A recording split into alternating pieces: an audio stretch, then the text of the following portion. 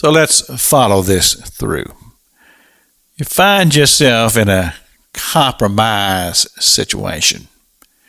And you knew when it began and you looked at it, you sensed that this is going to be trouble if I allow myself to go this way. But yet the temptation is so strong and you're drawn to it and you find yourself in a situation that you know that this is not going to end well. But all of the senses are drawing you and calling out to you, and you just don't seem to have the power to just walk away from it. What I'm describing to you is the story of Jehoshaphat. And here in 2 Chronicles chapter 18, it says Jehoshaphat had affinity with Ahab. And Ahab was a very wicked king of Israel. And he wanted Jehoshaphat to bring his army down and go into battle with him against the Syrians. And as I said yesterday, I don't believe Jehoshaphat would have made that decision had he stayed home in Jerusalem. But now he's there in Israel. He's at this big feast. Everything is there designed to draw your physical self in. And Ahab says, come and go with me to Ramoth Gilead. And Jehoshaphat responds. He says, well, my people are your people. But then he said, just in case, I'd like for somebody to inquire of God. And so he says to Ahab, he says, is there a true prophet of God here in Israel?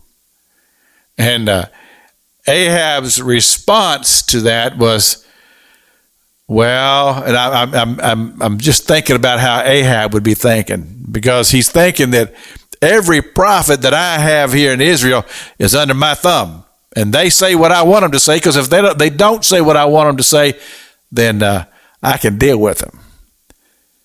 But he did say to Jehoshaphat, there's one. There is one prophet here in Israel. And Ahab says, I don't like him.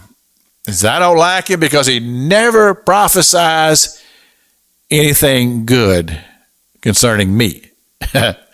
Can you imagine that? And so Jehoshaphat says, well, that's the one I want.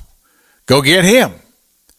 So he sends another prophet by the name of Zedekiah. Zedekiah was not a true man of God. Zedekiah was one of those that would say whatever he thought that Ahab wanted him to say, because he wanted to find favor with Ahab, because his heart was not truly to the true and the living God. So he goes to find Micaiah. And when he does, he roughs him up a little bit, slaps him around and says, hey, when you go before the king, you tell them what they want to hear. And so when Micaiah shows up before the king, he has kind of a cavalier attitude, and he says, yeah, go ahead. Whatever you want, it's fine. And Ahab says, how many times have I told you to always tell me the truth? And I'm going to have to finish this tomorrow. Make sure you tune in. This is Pastor Jack King with the gospel on the radio broadcast.